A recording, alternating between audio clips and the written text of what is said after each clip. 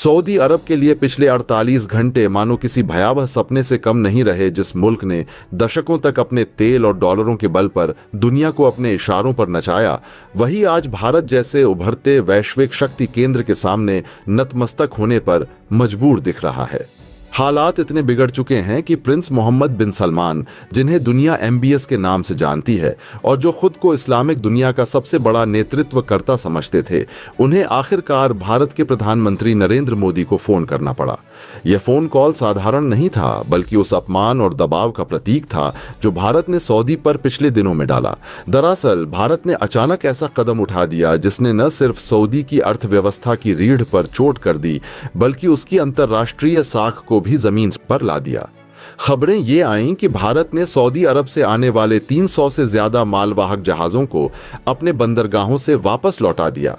ये वही जहाज थे जो पेट्रोकेमिकल्स से लेकर प्लास्टिक, खाद्य तेल, मशीनरी और यहां तक कि खजूर जैसे पारंपरिक व्यापारिक सामान लेकर भारत पहुंच रहे थे।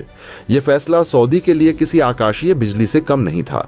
दशकों से भारत सऊदी का सबसे बड़ा ऊर्जा उपभोक्ता रहा है, लेकिन अब परिदृश्य बदल चुका था।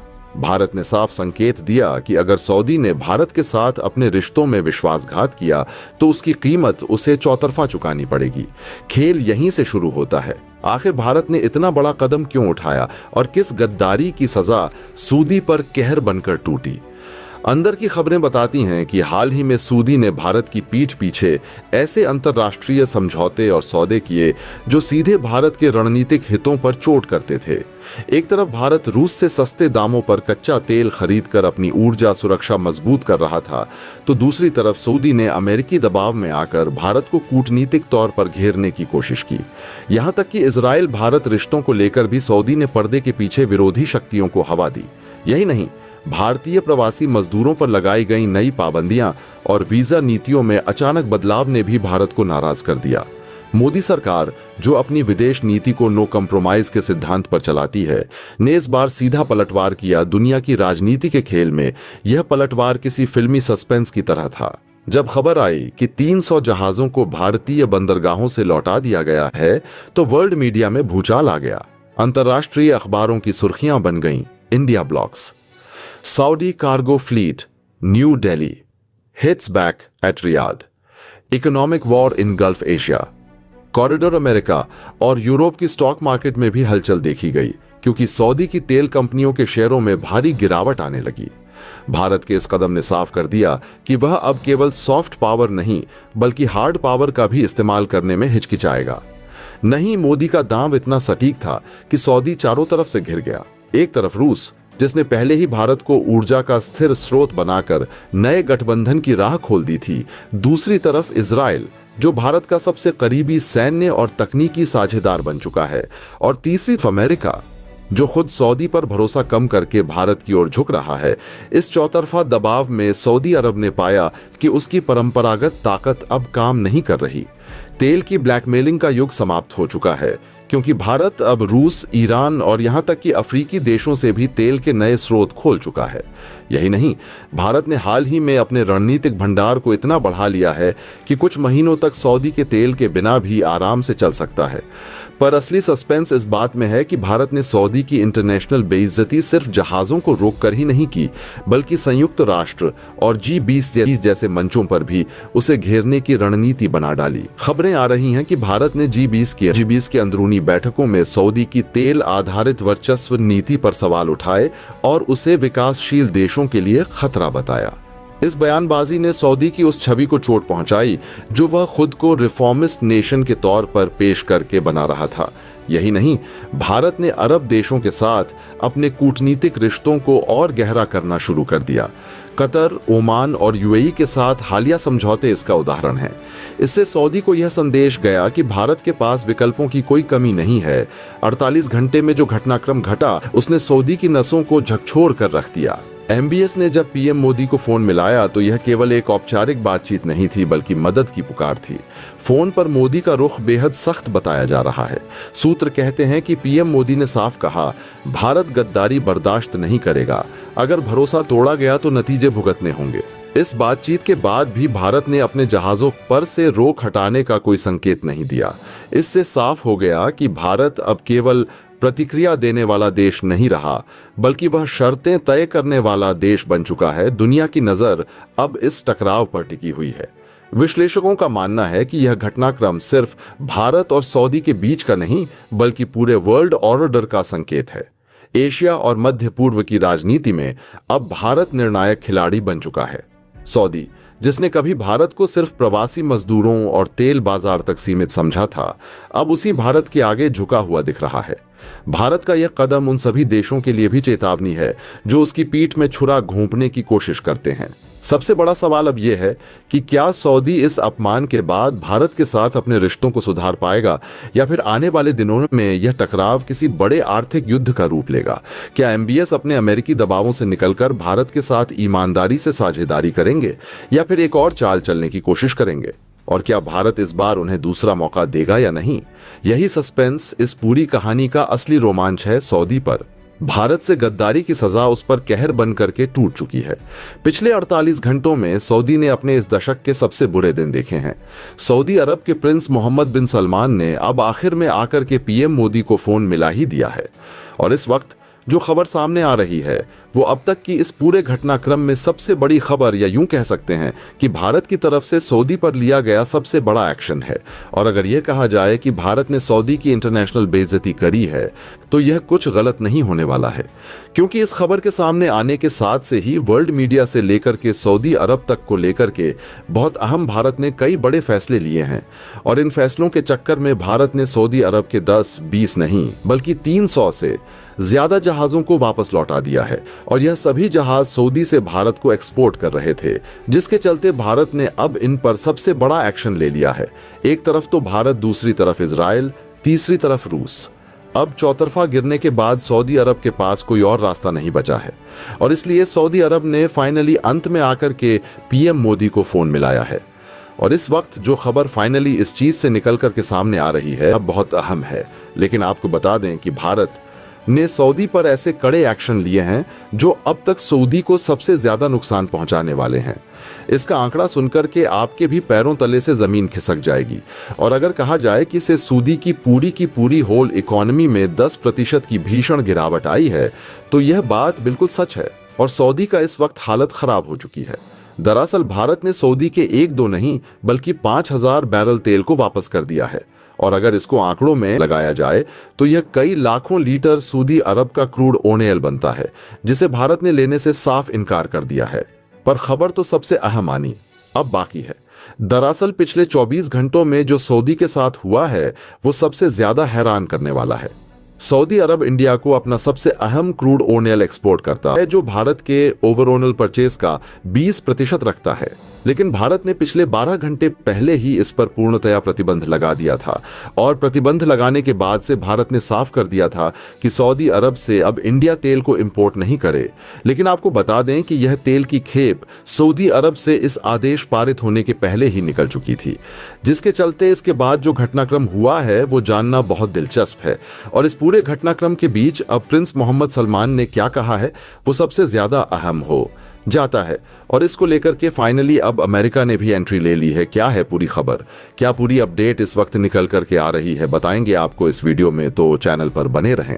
वीडियो को लाइक और चैनल को अगर अभी तक आपने सब्सक्राइब नहीं किया तो चैनल को सब्सक्राइब कर लें और बेल आइकन को जरूर दबा लीजिएगा, ताकि इससे जुड़ी खबर अपडेट आप तक सबसे पहले पहुंचती रहे।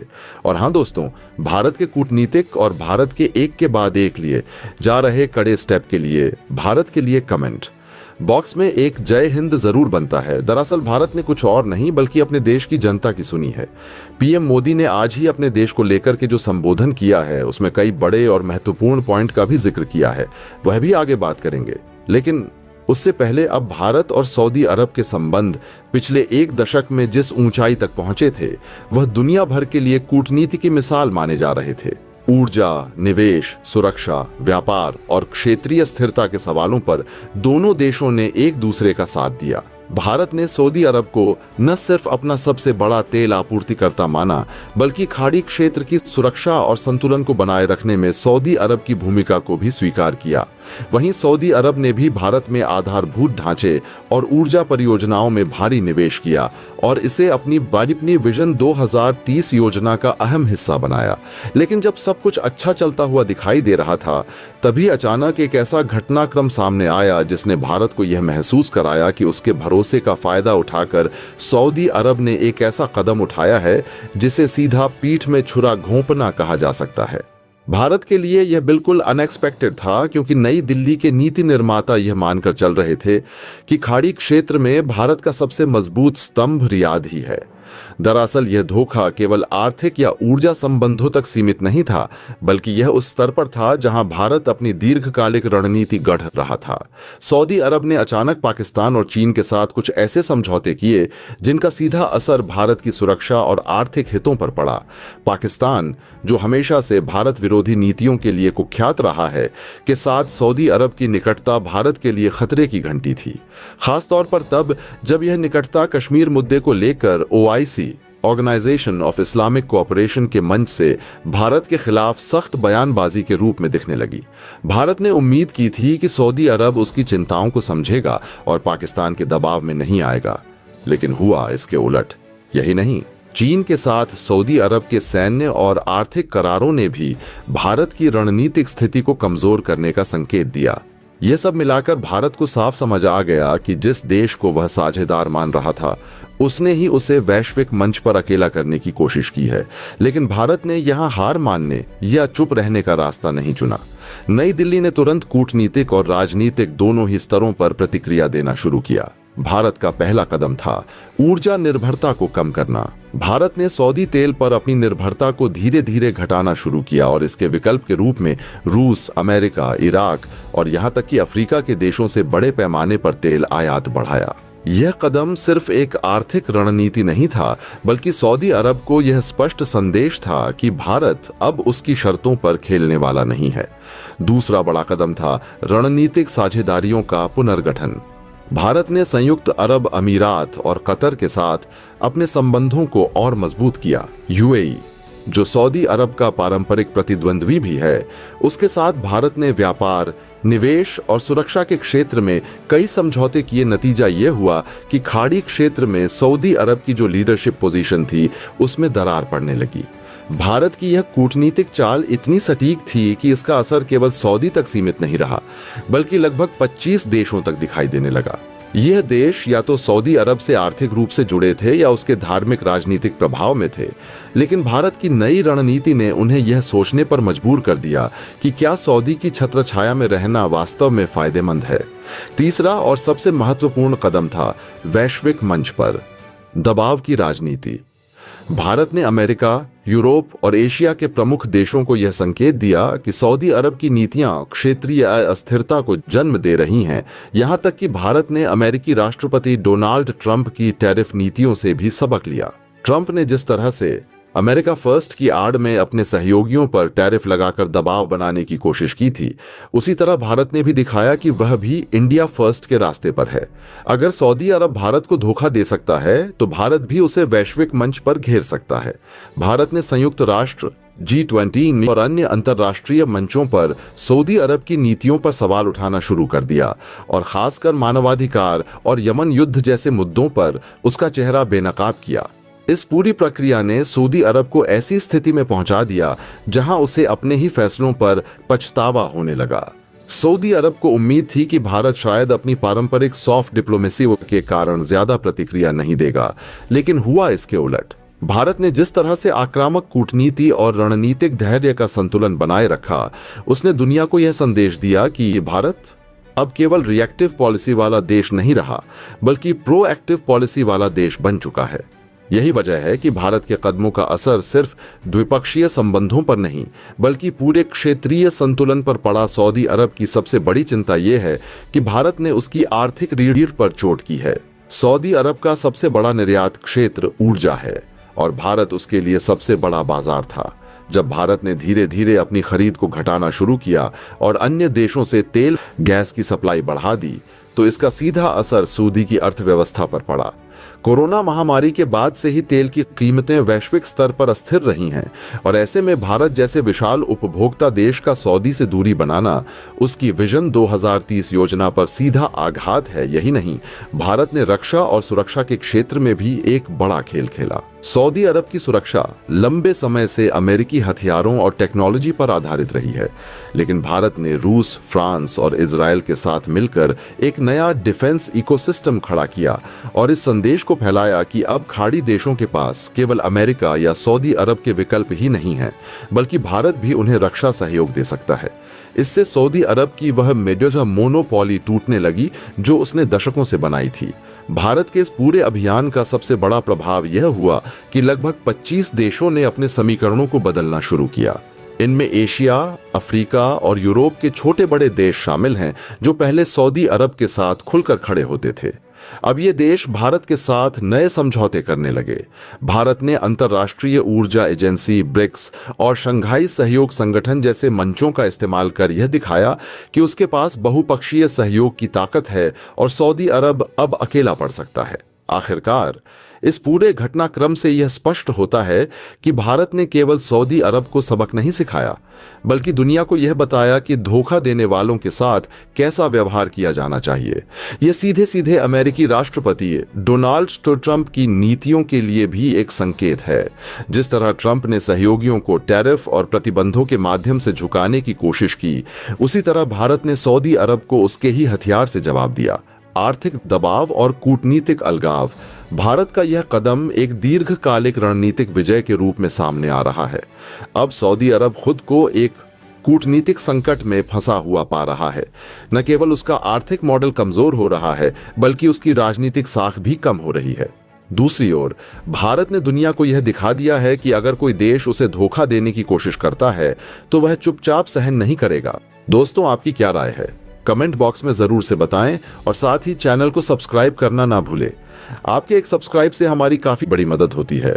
जय हिंद।